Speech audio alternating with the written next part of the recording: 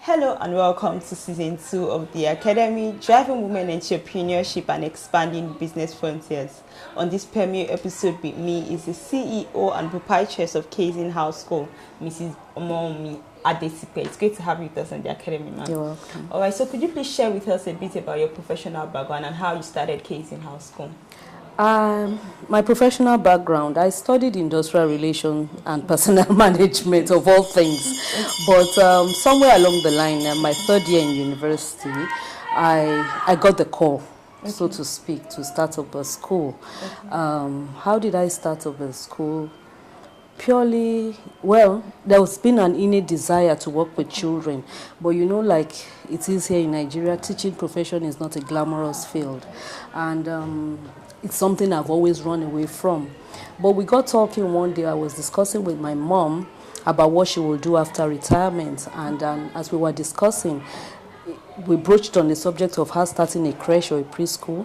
And, you know, I was talking with so much passion and interest. You would need to put this there, you need to put that there. And we had laid down the plan for a good school and everything like that. And by the time she got up, she was like, you start it. So I was like, me, we are talking about you. I'm not the one retiring. You are the one retiring. It's your plan. She said, no, you've shown so much passion in this and so much interest. It's your call. You take it over.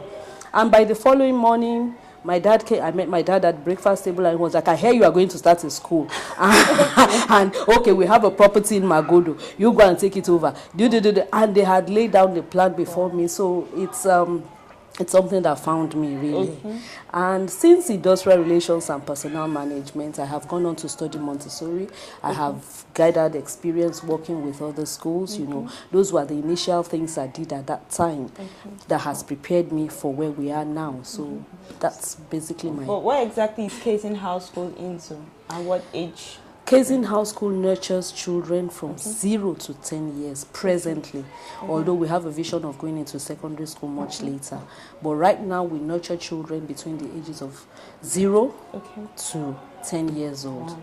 So that takes us from creche, preschool, and primary school. Wow. Okay. But how long has this school been in existence for? The school was founded on the 20th of October 2000, so we've been in existence for about 14 years. Wow. 14 years. 14 years. Okay. I must say you're a really experienced entrepreneur. Business is very wide. It's a very wide terrain. We all have various business interests. Even in education, the field is wide. Some are called to start off schools. You could be, even if you're going to start off a school, it could be in the tertiary end of things, it could be in the secondary, it could be the primary, it could even be a creche or nursery school, it could even be a catering school or a vocation school. You know, you could even be called still in the field of education. You could even be called to write books or to go into consultancy. So you really must be able to identify to the last digital point your specific area. Even if you're setting up a nursery and primary school, like I have here now, you really have to be able to each school has its own distinguishing factor. So an entrepreneur must, first of all, be able to answer the questions. What is my specific area of calling? Because I believe that success starts first from within, to without. You know, the business terrain is war. It's like a war zone. And when the challenges arise, it's really your passion that keeps you going. So an entrepreneur must be able to know, what am I passionate about? What problem have I been called to solve? The second thing I believe that every entrepreneur must know or have knowledge of, what are my strengths and weaknesses? You know, still on passion, still on the individual here. You have to know where your areas of strength lie, where your areas of weaknesses are. And then you must be able to identify what your assets are. You know, assets being the opportunities available to you. It could be in terms of financial resources, it could be in terms of physical resources, it could be in terms of human resources. You know, sometimes you want to go into business and you don't have the means, you don't have the capital to start off with. Your goodwill so to speak, are assets that one can leverage on to get into business. So you have to be able to identify. I know so many people who want to start, probably they have 100,000 naira and they want to go into business, and the first thing they go looking for is a location. And location is not really the starting point. You could have a car that could function as your shop, you know. So that is an asset in that area. An entrepreneur must be able to. I want to go into education. I don't have the money to start off with. Could I begin with a home lesson? You know, the house where I live in, my premises, my neighborhood, the people that know me, the people I interact with, those are my assets. So I believe those are the things that any entrepreneur should first of all be able to iron out at the very beginning. That is what will give you an inroad into business. That's okay. But looking at you when you started up in terms of capital, how were you able to come about that? How did I come about capital? When I started off, the first thing I identified, like I said, my passion. Passion was the first thing. I did not even know I have it. It was identified on my behalf. Then starting off, it was during ASU strike, my third year in university. When I accepted the call, so to speak, the first thing I need to do was to apprentice myself, so to speak, to other schools owners. You know, I took up volunteer job at schools and everything, and then from the volunteer job I even took up paid employment, and for the meager salary I was earning then, I was building up my capital. Capital in the sense that I will collect my salary, I will head off to the nearest bookshop, buy pencils, buy biro, buy eraser. I tell you, when I started this school, for the first 2 to 3 years, we did not have to buy pencils or eraser because I had amounted so much in stock.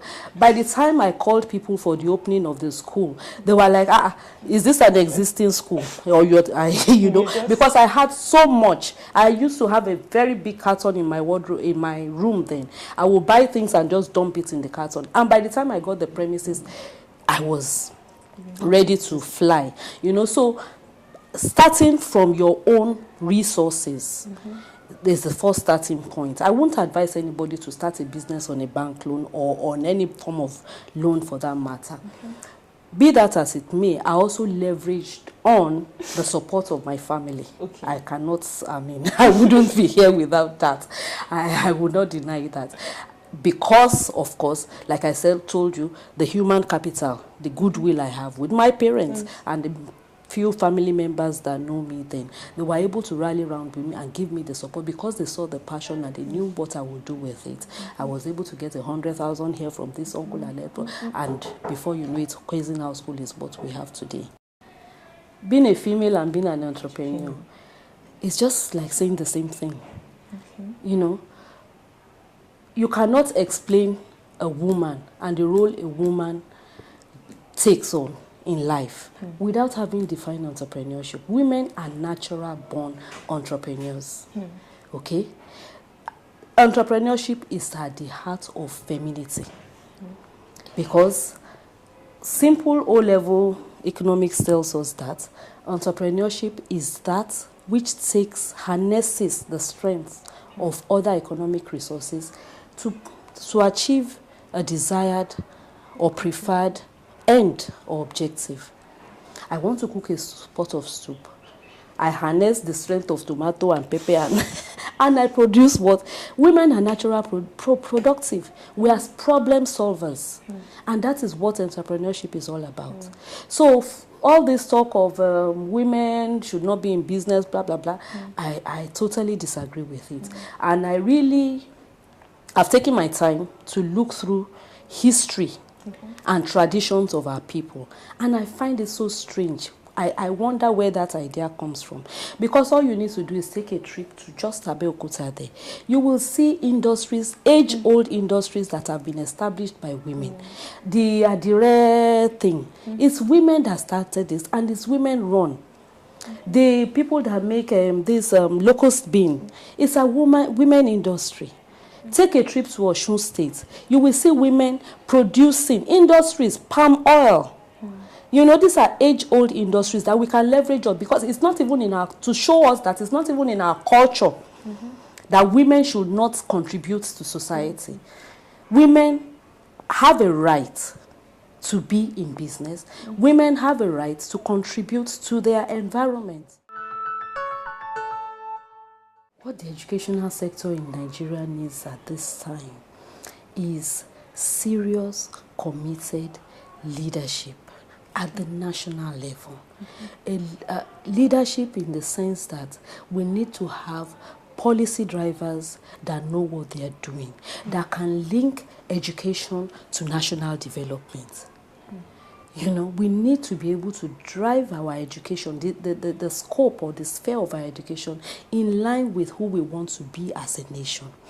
If you look around you these days, we have schools who have given up hope or who have lost confidence in the Nigerian curriculum because the Nigerian curriculum seems not to be addressing some salient issues. We have schools now flying the banners of foreign countries in their front because they subscribe to national curriculum, forgetting that this curriculum, national curriculum of Britain, America, or wherever, are targeted to solving their own national problems, not Nigerian problems. We have schools in this country that are teaching Nigerian children to the history of Great Britain. We have schools in this country that are teaching Nigerian children how to count, how to transact business, currency in pounds and pence, you know, because all this is happening while the people at the helm of affairs pretend to be looking the other way. We need to address our national problems through education. We need to raise through education a new generation of Nigeria. We have to be serious. We have to have people who are thinking at the helm of educational affairs. We need to have good textbooks that children can relate with at this day and at this time. You know, I have a lot of suppliers coming in, bringing in textbooks, and I look at some of these textbooks and they are still village scenes. We're still looking at textbooks that are talking about somebody coming to Lagos to go to visit an airport. In this day and age, we need to have our textbooks updated. We need to have modern technology at hand, and at the same time, as a business entrepreneur in the field of education, I believe not just for education but for businesses in Nigeria generally, there has to be access to finance at a good rate. Okay. At a not just at the rates which, because our policymakers need to understand that it's this small to medium scale businesses that drive the economy of this nation. And without the small to medium scale businesses or enterprise, then there is no economy. So, and finance is to any business like blood is to the human body. So if there's no finance, there's nothing. Now, the next thing for Kaizen House School is that we are moving into our secondary school phase. And the secondary school phase, we're going to be focusing more on entrepreneurship, more on personal development. We're not just raising people who are academically trained, but who cannot deliver. We are training, our focus is to raise a new generation of Nigeria who are thoroughbred in values that they subscribe to honesty, integrity, you know, who live this value through and through. And we're going to be putting them, we have a program developed already, which we're still working on, that is going to ensure that naturally these children will elicit those values without stress. So we are building an education that will take Nigeria to its next level. And I'm very sure we'll achieve that definitely by God's grace. Yes, we will.